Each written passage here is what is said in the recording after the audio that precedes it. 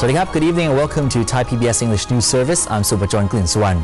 The cremation ceremony of Her Royal Highness Princess Pecharat Rasuda Siri Sopa Panawadi, the only child of King Rama VI and the first cousin of His Majesty King Bhumibol, is scheduled for April the 9th at Sanam Luang Ceremonial Ground in Bangkok. Ambassadors from 37 countries today visited the Royal Creamtorium and were stunned by the traditional handicrafts and spectacular design of the pramen. Ambassadors and representatives of 37 countries visited the Royal Creamtorium of Her Royal Highness Princess Pecharat at the Sanam Luang Ceremonial Ground and were astonished by the artwork and design of the crematorium or pramen, especially the traditional handcrafted architecture, the result of skills and designs from knowledge of hundreds of years of royal ceremony. The ambassador of Sri Lanka to Thailand expressed admiration for the traditional royal Buddhist ceremony. Although Sri Lanka has similar ceremonies, those in Thailand are often more spectacular.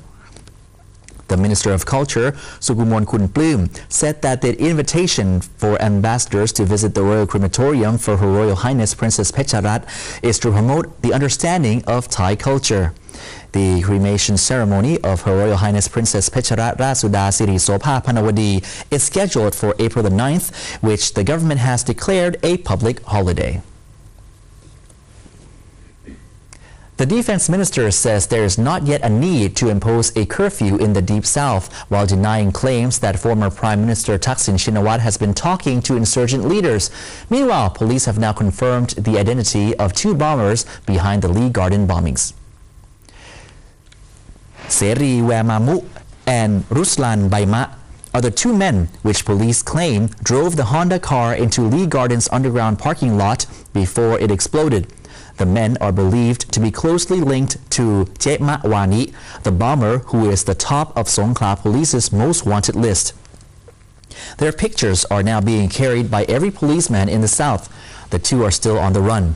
Meanwhile, Air Chief Marshal Sukampon Suwanatat, Defense Minister, today was in Pattani to listen to the soldiers' strategy for curbing violence in the Deep South. The minister says he was there to listen and not to give orders.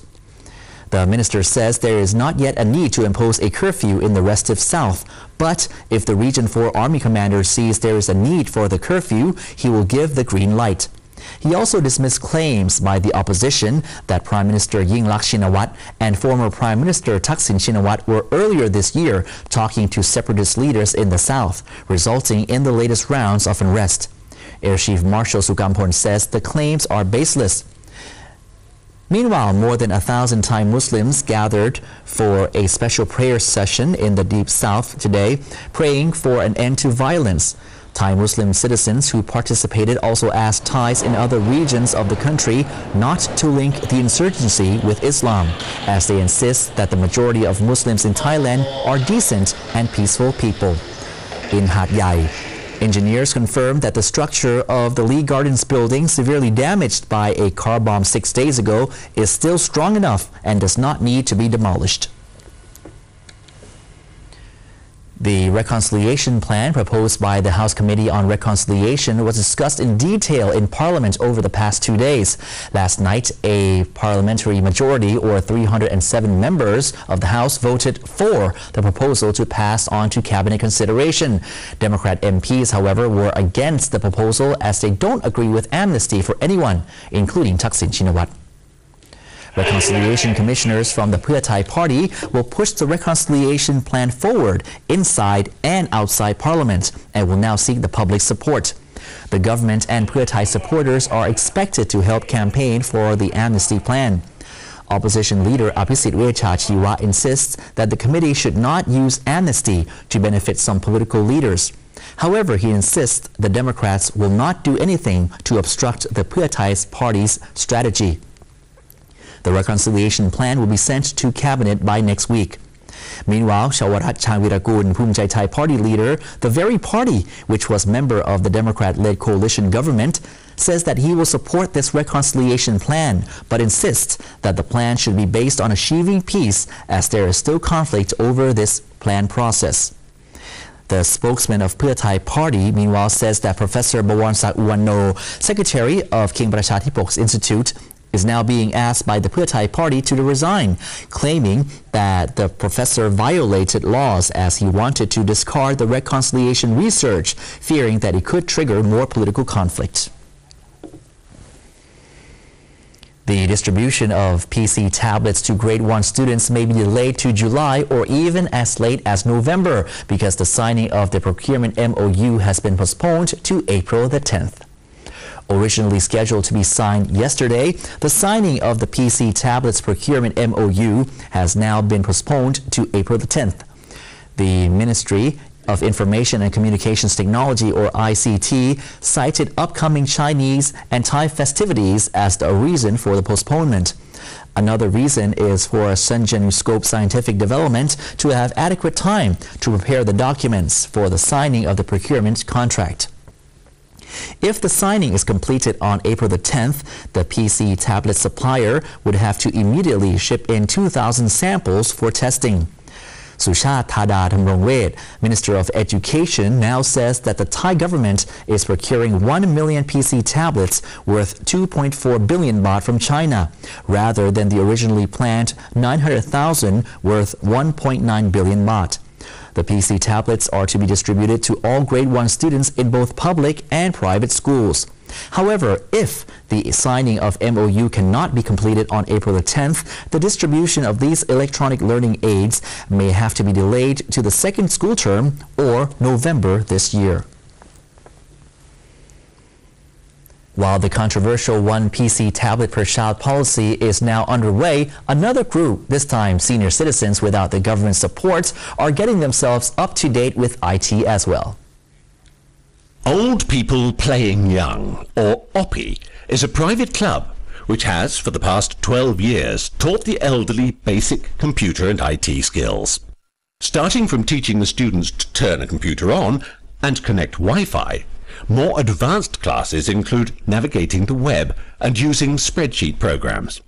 Students here must be at least 45 years old. Statistics show that over half, or 51.9% of the country's internet users are actually aged between 15 and 24, and only 1 in 20 internet users in this country is over the age of 50. Teachers at OPPY say that once the members have achieved IT competency, they can email or Facebook their younger family members and lessen the age gap.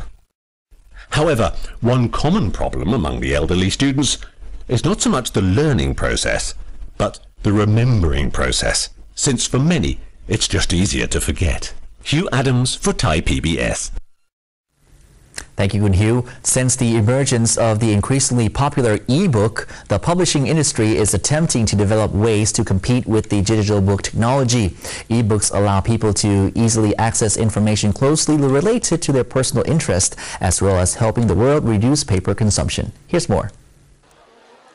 The book is a window on the world, providing knowledge and stories through printed text. But the uniqueness of reading a book is that people can use their imagination to create their own story. Over recent years, the publishing industry has grown by approximately 23 billion baht a year, and the yearly growth rate is expected to be around 5% going forward. But after e-book began to provide convenience for book lovers, as it is easy to carry and provides constantly updated content, the publishing industry is now keeping a close eye on their market share and on the change in people's ways of receiving information. Now people can read magazine, newspaper and novels from e-book. The question is, if in the future people become using e-book more, how the publishing industry should improve their products to survive in this market. Warapan Lokit Sathaporn, President of the Publishers and Booksellers Association of Thailand, said recently that the e-book will not affect the publishing industry over the next 3 to 5 years. He claims that the e-book is just a device which still requires good content to compete with the printed book. However, the publishing business is now trying to create innovation to survive in this market in the long term.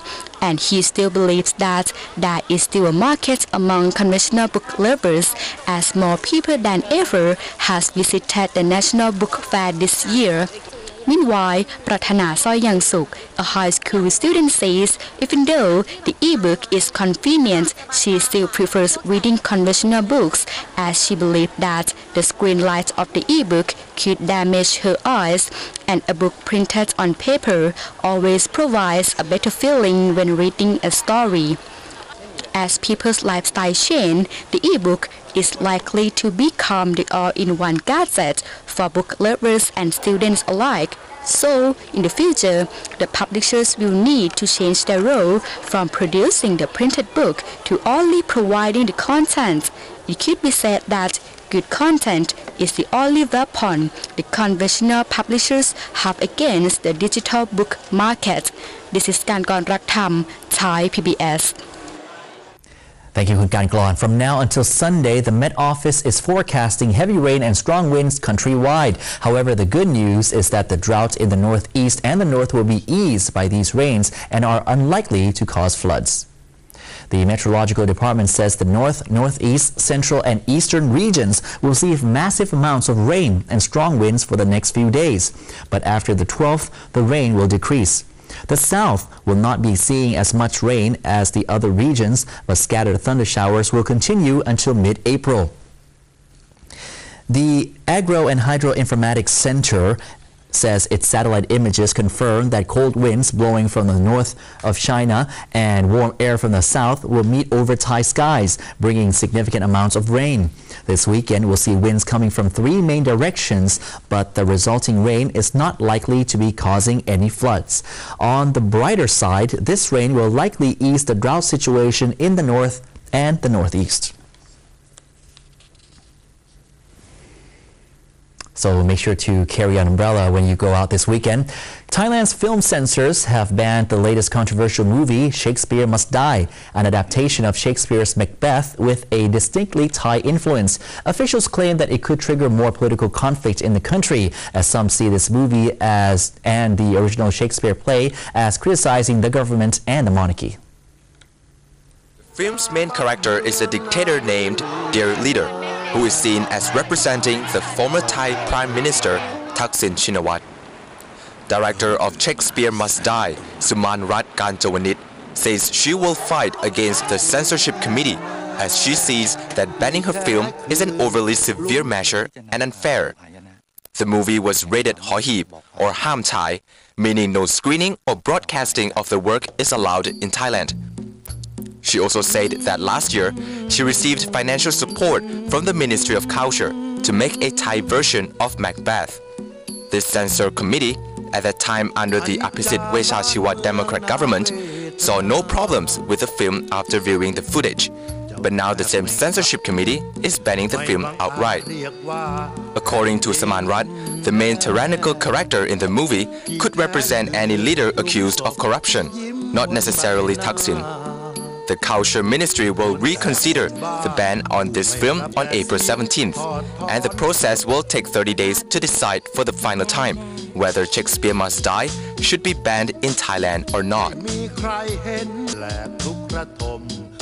And we're ending tonight's English news service with a show as 12 lovely female police officers were cover dancing in the middle of Raprasong intersection earlier today. The message? To draw the public's attention in creating awareness about the danger of drunk driving during the Songkran festivities. And we'll see you again next week. I'm Suvajon Klinsuwan signing out for now. Good night and sawadee krap.